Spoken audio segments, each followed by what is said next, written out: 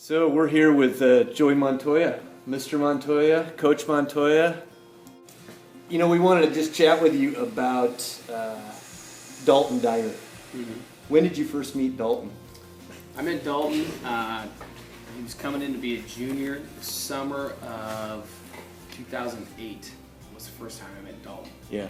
He approached me and said, "Hey, I'm moving in from Vallejo, and I'm part of the foster unit, and they're taking me out of the home." Yeah. He was out in Vallejo and placing him with his aunt here in Auburn. Right. And obviously he wanted to play football. So Yeah. I was excited to meet him, and seemed like a great kid, and he joined our team in the fall. Yeah. Okay. At what point did you discover that he would have some needs that would go above and beyond you being just the caring coach? Well, I had seen his situation from day one, that it wasn't a healthy one. Mm-hmm. And so I had always offered that to him, saying, "Hey, if you need a place to stay, if you need some help, just let my wife and I know." Mm-hmm. And a couple times actually, his aunt would leave and he would come stay with us, and so that was already kind of happening, and we had caught wind that some things were happening there that just weren't right. We finally convinced Dalton to approach the appropriate authorities, and luckily they did something about it. You know, part of this conversation is to try to encourage other parents to think about what it would be like to be a host family. And you even shared with me at one point that you really weren't officially in the foster program. So what were those conversations like? Let's go back to the conversation with Megan. I'm very blessed. My wife has always been on board with kids moving into our house and helping out people, and we've been blessed with this big old house that we have all these extra bedrooms and we don't have kids yet, and so we figured if we have this house, we might as well use it for something bigger and better. And so I literally found out when Peter, our principal, called me and said, "Hey, we have a situation with Dalton. You had mentioned that you'd be willing to take him in." I said yes without even talking to my wife, because I knew as soon as I called her, she'd be 100% in. And so, fortunately for me and obviously for Dalton, she was right on board with that. So you weren't ever contacted really by foster youth, or were you? I talked to his caseworker. Okay. And obviously they did a background check on us, and then she came and looked at our house to make sure that it was a healthy place for him to be transitioning in, and from there we became his legal guardians for the remainder of his senior year. It's basically the entire second semester of his senior year. He lived with us, and then obviously through his entire first year of college, he lived with us as well. And that's one of the biggest issues I see with foster kids too, is we were, I don't know exactly what number, but we were like his 15th home he's been in throughout his entire life. And out of those 15, 13 were extremely unhealthy, abusive situations. And so it was and his story is common.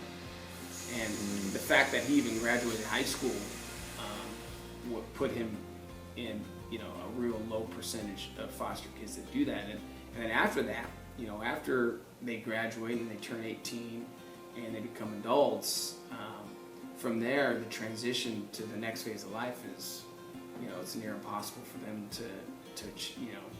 for them to do something about it. And in fact, we've had another kid that lived with us for about 6 months. She graduated, was in foster care, was homeless, and my wife knew her from coaching her in soccer, and we took her in as well, just because there's not a lot of resources out there.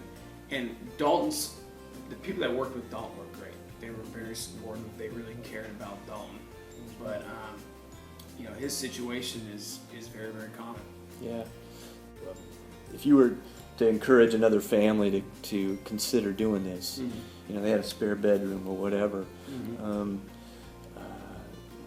What's the lingering commitment that goes on, or is it kind of over once they turn 18? And at what point can you say it doesn't work out? I mean, are those options available to you if you're a host family? They are, and in terms of how long you care for the child is really up to the family. Yeah. You know, Dalton's will always have a special place in our heart, and we always consider him part of our family. You know, he comes to family functions and different things, and every family and every situation is different. There are ways to, you know, get financially compensated for taking in kids. We chose not to. Okay. You know, we weren't doing it to get money or Mm-hmm. to be compensated. We just wanted to help him out. Yeah.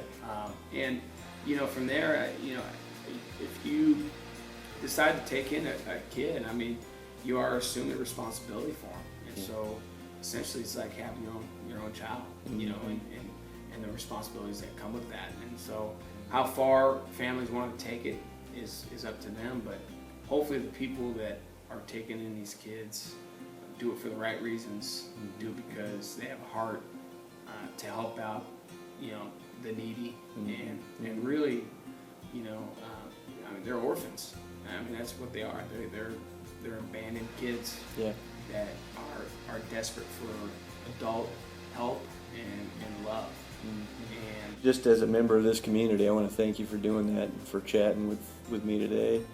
And, you know, hopefully we can encourage a few more families. We're really short on families in Placer County, and we want to keep kids in our schools so they don't have to be either transporting in from long distances and then opting to go elsewhere.